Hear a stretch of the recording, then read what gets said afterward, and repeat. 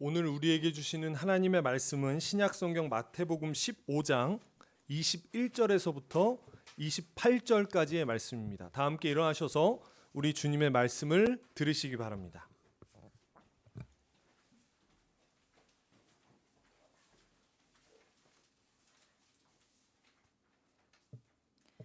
예수께서 거기에서 떠나서 두로와 시돈 지방으로 가셨다. 마침 가나안 여자 한 사람이 그 지방에서 나와서 외쳐 말하였다. 다윗의 자손이신 주님, 나를 불쌍히 여겨 주십시오. 내 딸이 귀신에 들려 괴로워하고 있습니다. 그러나 예수께서는 한마디도 대답하지 않으셨다. 그때 제자들이 다가와서 예수께 간청하였다. 저 여자가 우리 뒤에서 외치고 있으니 그를 안심시켜서 떠나보내 주십시오. 예수께서 대답하셨다. 나는 오직 이스라엘 집에 길을 잃은 양들에게 보내심을 받았을 따름이다. 그러나 그 여자는 나와서 예수께 무릎을 꿇고 간청하였다. 주님, 나를 도와주십시오. 예수께서 대답하셨다. 자녀들의 빵을 집어서 개들에게 던져주는 것은 옳지 않다. 그 여자가 말하였다. 주님, 그렇습니다. 그러나 개들도 주인의 상에서 떨어지는 부스러기는 얻어먹습니다. 그제서야 예수께서 그 여자에게 말씀하셨다. 여자여, 참으로 내 믿음이 크다. 내 소원대로 되어라. 바로 그 시각에 그 여자의 딸이 나았다. 아멘.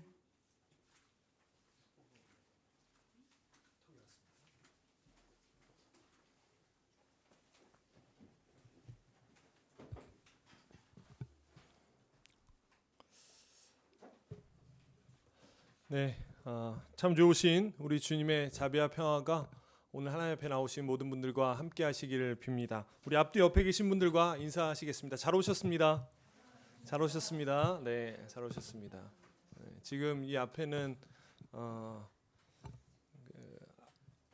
유아실에서 쫓겨난 중학생과 초등학생들이 세상 다 잃은 표정을 하고 앉아 있습니다. 기저귀를 차면서까지 나는 유아실로 들어가겠다라고 하는 한 친구가 있고요. 핸드폰을 빼앗겨 세상을 잃은 나라 잃은 표정들을 하고 있는 초딩과 중딩이 앞에 앉아 있습니다. 이 열악한 상황 가운데서도 오늘 하나님의 말씀을 함께 나누기를 원합니다. 네. 제가 늘상 이야기하는데 신앙생활과 그리고 신앙에 대한 교육은 보여주는 것이고 그리고 보는 겁니다. 아이들이 어른들의 부모들의 예배를 드리는 모습을 보고 물론 말씀이 귀에 들어오지 않죠. 근데 어떻게 하나님을 섬기고 하나님을 예배하든지 어떻게 삶을 살아가는지를 보고 그리고 그것을 배우면서 신앙 교육되는 겁니다. 오늘의 시간이 때로는 아이들에게는 무의미하다고 느껴질 수도 있고 시간 낭비 같다라고 느껴질 수도 있지만 함께 이 자리에 있는 것만으로도 하나님의 은총이 우리 가운데 있음을 바라고 그리고 그렇게 아이들을 축복합니다. 지난 15일이 어떤 날인지 혹시 아시나요? 지난 15일? 지난 15일은 대한민국이 광복을 이룬 지 81주년 되는 해입니다. 80년대 광복을 이룬 지 80년이 넘어갔어요. 광복을 한자잖아요. 광복을 한자를 직역하면 빛을 회복했다라는 의미를 가지고 있습니다. 빛이 회복되었으면 좋겠어요. 정말 어둠과 우울함 그리고 우리의 편협함과 절망을 몰아내고 다시 일어설 수 있게 해주는 빛이 우리 가운데 그리고 우리가 사는 이 시대 가운데 회복되어지기를 바라봅니다. 근데 오늘 본문을 읽으면서 우리에게 정말 필요한 회복은 저 밖에 세상의 어둠만이 아니라 나 자신을 바라보는 시선에도 있는 것 같다라는 생각을 하게 됩니다. 우리의 시선은 여러분 생각보다 투명하지 않습니다. 우리가 잘 보는 것 같지만 사실 우리 눈에는 렌즈가 끼워져 있어요. 세상이 우리에게 씌워놓은 렌즈가 있습니다. 그 렌즈를 통해 우리는 자신을 바라보고 그리고 타인을 다른 사람을 바라봅니다.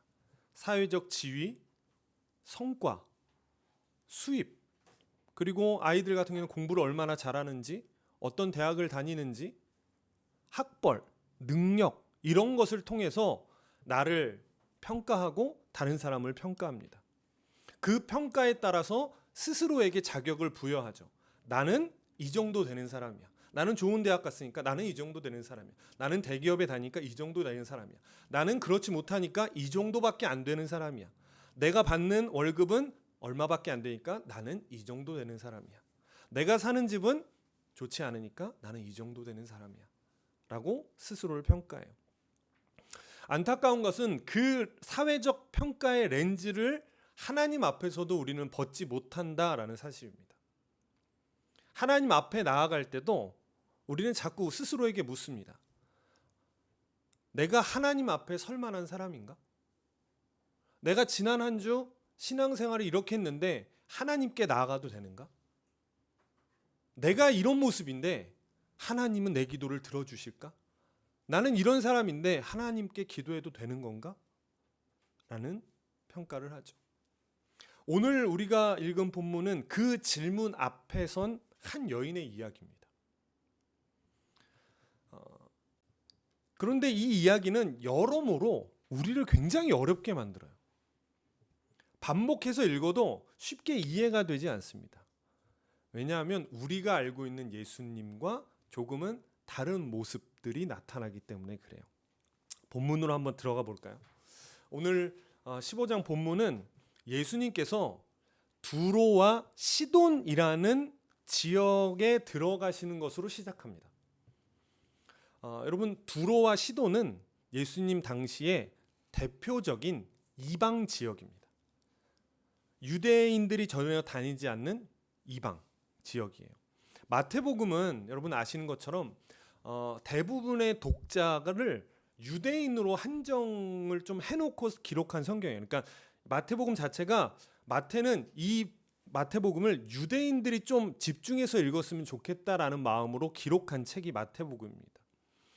그런 마태복음에서 예수님께서 유대인들이 전혀 다니지 않는, 유대인들은 외면하고 있는 이방 땅으로 들어가셨다라는 것은 그냥 지나칠 수 있는 장면이 아닙니다. 어쩌면 마태가 의도적으로 더 돋보이게 써놓은 거예요. 예수님께서 이런 거죠. 마태는 유대인들에게 이야기하는 겁니다. 우리가 믿는 예수가 유대인들이 만들어 놓은 경계선을 넘어갔다라는 것을 유대인들에게 알려주고 싶은 거예요. 자, 그곳에서 한 여인이 예수님께 찾아옵니다. 성경은 그 여인의 이름을 가르쳐 주지 않아요. 대신 이렇게 부릅니다. 가나안 여자라고 부릅니다. 가나안 여자. 여러분, 왜 한 여자라고 하지 않고 가나안 여자라고 했을까요? 이스라엘과 가나안은 역사적으로 적대적인 관계에 있습니다. 그러니까 우리나라로 따지면 한국과 일본 같은 느낌이죠. 적대적인 관계예요. 그러니까 마태가 이 여인을 가나안 여자라고 부른 것은 단순히 출신 지역, 가나안에서 태어났어라고 알려주는 게 아니라 이 여인을 의도적으로 이스라엘이 그어놓은 경계선 바깥에 있는 사람으로 등장시키는 겁니다. 이런 거죠. 이 사람은, 이 여인은 우리와 다른 사람이에요. 이 여자는 우리 편 아니에요. 이 여자는 우리와 상관없는 사람이에요 라고 아예 그어놓고 이야기를 시작하는 거예요. 그런 사람이 지금 예수님 앞에 서 있는 겁니다. 자, 이 여인에게는 귀신 들린 딸이 있었습니다. 여러분, 자녀가 아픈 것은 말로 다 할 수 없는 고통이에요. 그런데 약으로 치료되지 않는, 약으로 치료되는 것도 아닌 귀신이 들렸다고 하니까 얼마나 마음이 아팠을까요? 이게 그냥 뭐 감기나 이러면 약 먹이면 되고, 혜인이처럼 뼈가 부러졌어요. 그러면 깁스하고 그럼 이렇게 되면 낫는 건데 귀신이 들렸다니까 이거는 병원 가도 해결이 안 되잖아요. 그러니까 이 여인의 마음이 얼마나 아팠겠어요. 그래서인지 22절을 보면 이 여인이, 가나안 여자가 예수님에게 단순히 내 딸을 고쳐주세요라고 말하지 않습니다. 뭐라고 이야기하냐면 나를 불쌍히 여겨주세요라고 이야기합니다. 나를 좀 불쌍히 여겨주세요. 그러니까 자신의 인생이 고달픈 거예요. 그런 고달픈 자신을 봐서라도 이 복 없는 여인인 이 나를 봐서라도 내 딸을 고쳐달라는 겁니다. 하지만 예수님은 묵묵부답이십니다. 대답을 안 해요. No answer. 대답이 없어요. 여러분, 우리가 알고 있는 예수님이라면 어떻게 해야 되죠? 얼마나 힘들었니? 내가 고쳐줄게 라고 그 여인을 안아주어야 되는데 예수님은 아무런 대답도 하지 않으십니다. 여인이 계속해서 예수님에게 고쳐달라고 이야기하니까 제자들이 예수님께 말해요. 그 여자가 우리 뒤에서 이렇게 소리를 지르니까 그 여자를 보내주세요 라고 제자들이 이야기합니다. 이것은 두 가지 의미를 가지고 있다고 볼 수 있어요. 쫓아내주세요. 시끄러우니까 이 여인 좀 쫓아내주세요 라고 얘기하는 걸 수도 있고 그 여자를 이제 그만 보내주십시오 라고 할 수도 있어요. 어찌되었던 예수님의 제자들도 이 여인이 굉장히 불편하고 귀찮았다라는 것은 사실입니다. 이 가나안 여자는 좀 그냥 좀 쫓아내준지 좀 보내주시든지 좀 하는 게 좋을 것 같습니다라고. 그러니까 제자들도 이 여인을 받아들여줄 마음이 전혀 없었던 거예요. 하지만 우리를 더 불편하게 만드는 것은 예수님의 다음 말씀입니다. 24절을 보면 예수님이 이렇게 이야기해요. 나는 이스라엘의 집에 잃어버린 양 외에는 다른 데로 보내심을 받지 아니하였노라라고. 이 말 아이들이 있으니까 쉽게 설명하면 나는 한국 사람만 고쳐줄 거야. 미국 사람, 일본 사람 안 고쳐줄 거야 라고 이야기하는 거야. 나는 한국 사람만 고쳐줄 거야. 하나님이 나를 보내신 이유는 한국 사람만 고쳐주라 그랬어. 예수님이 얘기해요. 하나님이 나를 보내신 거는 이스라엘 사람, 유대인들만을 고쳐주라고 나를 보내신 거야 라고 이야기하는 거죠. 여러분 놀랍죠? 예수님이 이런 말을 하셨다라는 게. 요즘 우리 시대 말로 이야기하면 차별적인 발언입니다. 지금 큰일 나죠. 이렇게 이야기하면. 우리가 알고 있는 예수님과 너무 다릅니다. 그래서인지 우리는 예수님의 이 행동을 어떻게든지 빨리 설명해 주고 싶어요. 사실 예수님은 그런 뜻이 아니셨습니다. 목회자인 저도 그러죠. 예수님은 그런 뜻이 아니셨어요. 사실 예수님은 제자들을 가르쳐 주려고 그러셨던 거예요 라고 성경에 있지도 않은 이야기를 합니다. 물론 그러셨을 수도 있어요. 하지만 저는 이 장면을 너무 빨리 설명해 버리고 싶진 않다는 생각이 좀 들었어요. 이렇게 너무 빨리 넘어가 버리면 이 말씀이 가지고 있는 불편함이 사라집니다. 여러분 사실 성경은 우리를 불편하게 하거든요. 오히려 그 불편함을 가지고 이 장면을 우리는 좀 바라볼 필요가 있어요.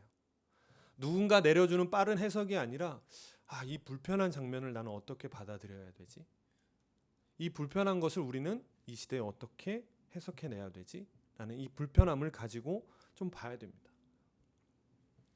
예수님은 실제로 이 여인에게 아주 불편한 말씀을 하신 거예요. 지금 이 여인은 이제 선택할 수 있습니다. 어떻게 이 불편함을 해소할지. 그런데 이 여인은 물러서지 않습니다. 여자가 다시 말해요. 주여 나를 도우소서. 그런데 예수님께서 다시 말씀하십니다. 26절 한번 볼까요? 26절 다 함께 읽겠습니다. 시작. 예수께서 대답하셨다. 자녀들의 빵을 집어서 개들에게 던져주는 것은 옳지 않다. 이전에 뭐라고 했죠? 나는 이스라엘 사람만 고쳐줄 거야 라고 이야기했어. 오케이 뭐 그랬어요. 다시 한번 부탁하니까 뭐냐? 너는 개 같은 사람이야. 내가 너를 고쳐줄 리가 없어 라고 이야기하는 거예요. 불쌍한 나를 도와주십시오 라고 하는 여인을 개 취급하는 겁니다. 야, 어떻게 사람이 같이 밥을 먹는데 개가 올 수 있어 라고 이야기한 거는 그 여인을 개 취급하는 거죠. 여기서 사용된 이 개라는 단어는 가정에서 기르는 작은 개를 표현하는 것으로 이해할 수 있어요. 그렇다고 해도 이 말이 편안하게 들리는 것은 아닙니다. 아무리 저희 집에 루이 강아지가 식탁에 와서 가깝게 우리와 지낸다고 해도 어떤 사람을 그 개로 표현하는 것은 누구에게도 기분 좋은 말이 아니죠. 예수님은 지금 이 여자를 식탁 밖에 있는, 우리가 먹는 식탁 밖에 있는 존재다라고 말씀하시고 계시는 거예요. 너는 이 식탁에 함께 할 수 없는 존재, 그런 존재야 라고 이야기하는 겁니다. 왜 그랬는지는 잘 모르겠어요. 자, 어찌됐든 여러분이라면 어떠하시겠습니까? 보통이라면 화를 내겠죠. 여기 유진이에게 예수님 저 고쳐주세요. 그러니까 뭐 어디 개만도 못한 애가 나한테 고쳐달라 그래. 그럼 유진이 어떻게 할래? 뭐 그래도 고쳐주세요라고 할까요? 보통이면 화를 낼 것 같습니다. 내가 왜 개입니까? 내가 왜 자격이 없습니까?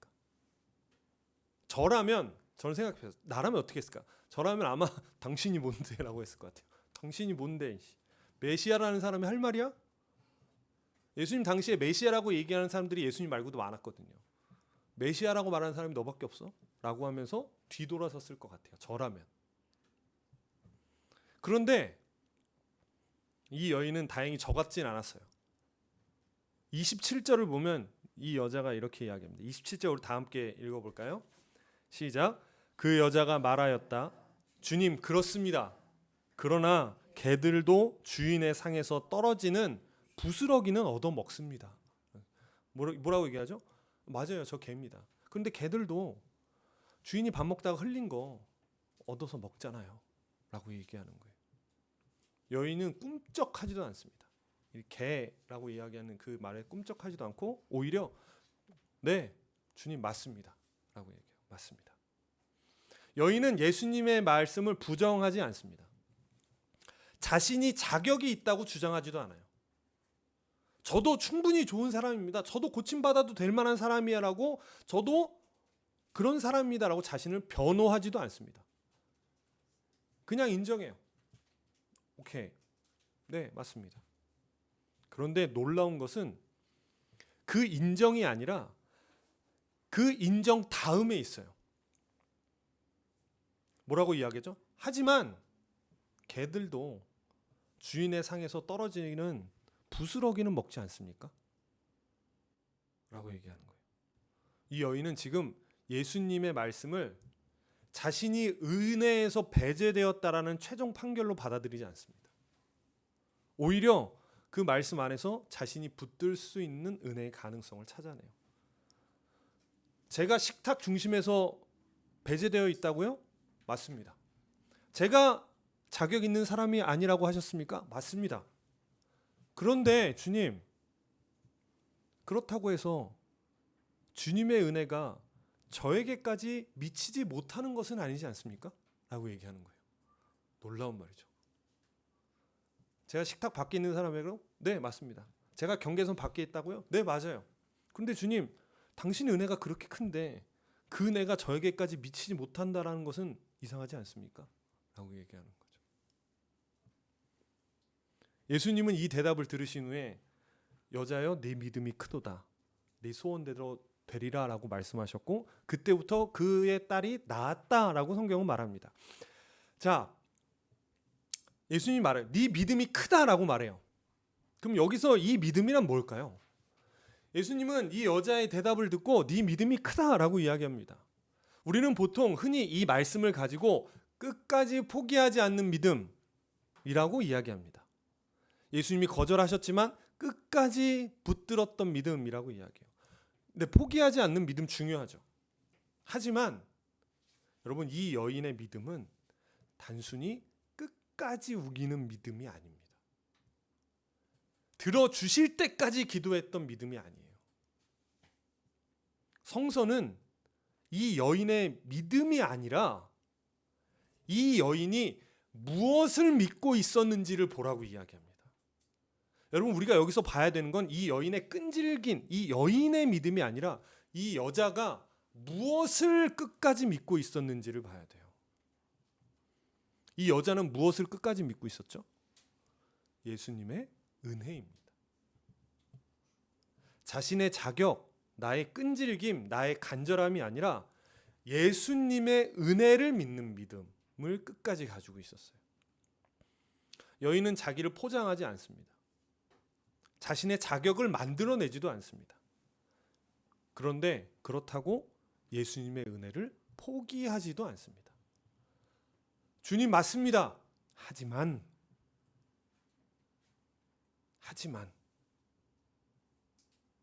저는 이 말이 오늘 우리 믿음에도 참 중요한 고백이라고 생각됩니다. 하지만 나는 부족합니다. 주님, 나는 자격이 없습니다. 나는 배제되어 있는 사람입니다. 여러분, 여기까지만 이야기하면 기독교 신앙은 단순히 자기 성찰이 되어버립니다. 나는 부족한 사람, 나는 연약한 사람, 나는 자격이 없는 사람, 이렇게 자기를 이야기하는 거는 그냥 자기 성찰에 끝나요. 여러분, 사실 우리가 나의 부족함에 집중하는 것은 겸손처럼 보이지만 사실은 그것은 여전히 나 자신에게 집중하고 있는 겁니다. 내가 부족해요. 나는 할 수 없어요. 나는 자격이 없어요. 라고 뒤로 물러서는 거, 이게 겸손처럼 보이지만 아닙니다. 이거는 여전히 자기 자신에게 집중하는 자기 중심적인 태도예요. 복음은 그보다 훨씬 더 큰 이야기를 합니다.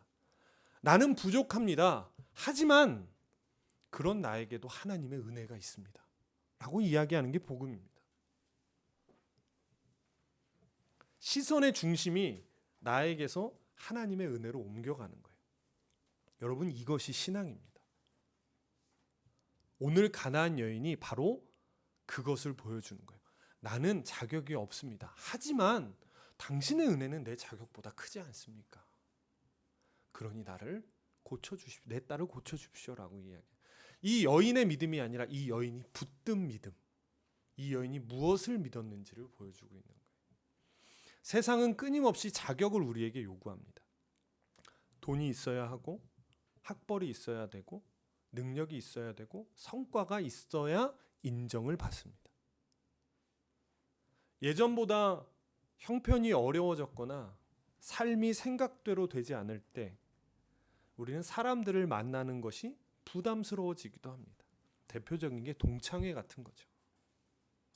오랜만에 동창회나 모임도 대부분 누군가에게 인정받거나 나 스스로 내가 괜찮다라고 자격이 있다라고 인정받을 때 나가게 됩니다.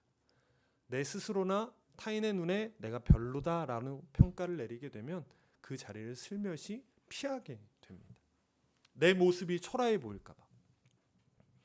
예전과 달라진 나를 사람들이 어떻게 볼까? 사람들 앞에 설 자신이 없기 때문입니다. 그런데 우리는 세상이 만든 이 자격의 기준을 하나님 앞으로도 가지고 옵니다. 들어오셔도 됩니다. 들어오셔도 됩니다. 네. 하나님 앞에서도 우리는 자격을 가지고 고민을 하고 있는 거죠. 어떤 자격을 가지고 고민을 할까요? 요즘 내가 신앙생활 잘 못했는데, 내가 요즘에 기도 잘 못했는데, 나는 마음속에 불평이 많은데 내가 이런 상태로 하나님 앞에 나아가도 되나? 내가 이런 상태로 기도를 해도 되나? 그래서 하나님께 가까이 가기보다 오히려 뒤로 숨습니다. 그런데 여러분, 하나님 앞에서는 더 이상 숨을 필요가 없습니다. 왜냐하면 하나님께 나아가는 것은 내가 자격을 증명해서 들어가는 일이 아니기 때문에 그렇습니다. 여러분, 자격을 증명해서 들어가는 거면 아무도 기도할 수 없고 아무도 하나님 나라에 들어갈 수 없습니다. 자격을 증명해서 교회를 와야 되는 거면 여러분, 여기에 아무도 못 옵니다. 가나안 여인은 자신에게 자격이 없다는 것을 쿨하게 인정합니다. 저는 자격이 없습니다. 그런데 그 인정이 여러분 그녀를 예수님에게서 멀어지게 하지 않았습니다. 여러분 오늘 성경을 보면 여인이 저는 자격이 없습니다 하고 예수님을 떠나지 않습니다. 저는 자격이 없습니다 라고 이야기하는데 놀라운 것은 오히려 그렇게 이야기하며 더 가까이 예수님에게 나아갑니다. 여러분 이것이 중요합니다. 나는 자격이 없다. 여기서 멈추면 절망입니다. 그러나 나는 자격이 없다. 그러나 주님의 은혜는 나보다 크다. 여기까지 가면 소망이 됩니다. 근데 많은 사람들은 나는 자격이 없다. 여기서 멈춰 서게 됩니다. 여러분 회개가 다른 게 아니죠. 내가 스스로 나를 구원할 수 없다는 것을 인정하는 것입니다. 내가 나의 자격을 만들어서 하나님 앞에 설 수 없다는 것을 인정하는 거죠. 그런데 여러분 이 인정, 이 회개가 나를 무너뜨리기 위한 것일까요? 아니죠. 기독교에서는 회개가 믿음의 첫걸음이라고 이야기합니다. 놀랍죠. 회개가 내가 부족하다는 것, 내가 스스로 날 구원할 수 없다는 것을 인정하는 것인데 이것을 기독교는 신앙의 하나님께 나아갈 수 있는 첫걸음이라고 이야기합니다. 이것을 인정하면 숨어버리거나 이것을 인정하면 뒤처지거나 이것을 인정하면 내가 실패하는 게 아니라 내가 이것을 인정하는 순간 하나님께 더 가까이 나아갈 수 있는 길이 된다고 이야기합니다. 이 회개는 나를 은혜 앞으로 데려가기 위한 거예요. 그래서 가나안 여인의 말이 우리에게 매우 중요합니다. 주님 맞습니다. 제가 부족합니다. 제가 자격이 없습니다. 제가 지금 좋은 상태가 아닙니다. 여기까지 인정할 수 있습니다. 그런데 여러분 거기서 멈추지 마십시오. 하지만 주님의 은혜는 그런 저보다 크지 않습니까? 하지만 주님의 자비는 저의 부족함보다 크지 않습니까? 주님께서 주시는 은혜는 저의 연약함보다 크지 않습니까?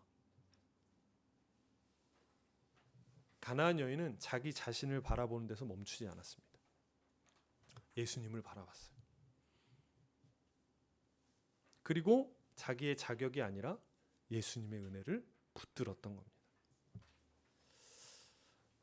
여러분 우리에게 필요한 회복은 어쩌면 이것인지 모르겠습니다. 내가 나를 바라보는 시선이 회복되는 것. 내가 얼마나 잘했는지, 내가 얼마나 부족한지, 사람들이 나를 어떻게 평가하는지, 내가 하나님 앞에 얼마나 자격이 있는 사람인지에 매여 있던 시선에서 벗어나는 겁니다. 그리고 다시 주님을 바라보는 겁니다. 오늘 예수님은 이 여자의 가나안 여인에게 마지막에 이렇게 합니다. 네 소원대로 이루어졌다라고 해요. 병을 고쳐줬다라고 이야기하지 않고 이루어졌다라고 이야기합니다. 여기에는 다양한 의미가 들어 있습니다. 단순히 딸의 육체적인 질병만 고쳐진 것이 아니라 이 여인이 가지고 있던 어둠들이 물러가는 회복의 빛이 임했던 거예요. 오늘 우리도 가나안 여인처럼 고백했으면 좋겠습니다. 이 고백이 우리의 고백이 되었으면 좋겠습니다. 주님 맞습니다. 저는 부족하고 저는 지금 상태가 사실 별로 좋지 않습니다. 하지만 주님의 은혜는 그런 저보다 더 크지 않습니까? 그 은혜를 믿고 여러분 오늘 뻔뻔하게 주님 앞으로 나아가시기 바랍니다. 주님의 은혜는 저보다 크잖아요. 나의 부족함 때문에 숨지 말고 나의 자격을 증명하려 애쓰지도 말고 경계를 넘어오시는 나보다 크신 주님의 은혜를 붙들고 살아갑시다. 주님 맞습니다. 이 고백이 오늘 우리의 고백이 되기를 바랍니다. 오늘도 담대하게 주님 앞에 나아가 참 평화를 누리고 소망을 갖는 우리 모두가 되기를 예수 그리스도의 이름으로 간절히 축원합니다. 기도하겠습니다.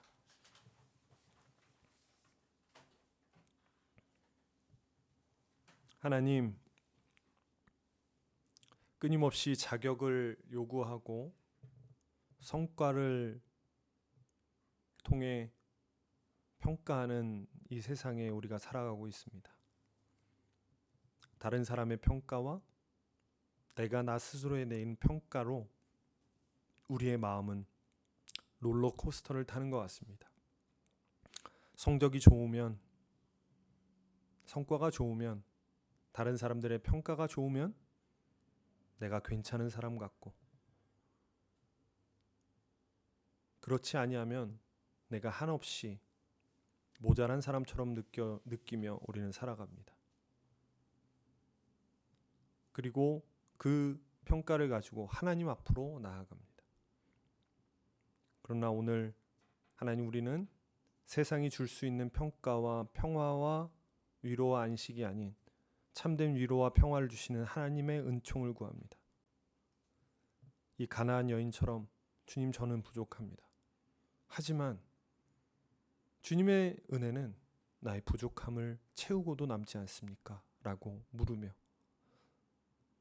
오히려 겸손을 가장하며 하나님 앞에서 멀어지는 것이 아니라 나를 향하는 시선을 거두어드리고 나보다 더 크신 하나님의 은총에 시선을 고정하고 나의 부족함을 인정함을 통해 오히려 하나님 앞으로, 주님 앞으로 나아가게 하여 주옵소서. 주님, 맞습니다.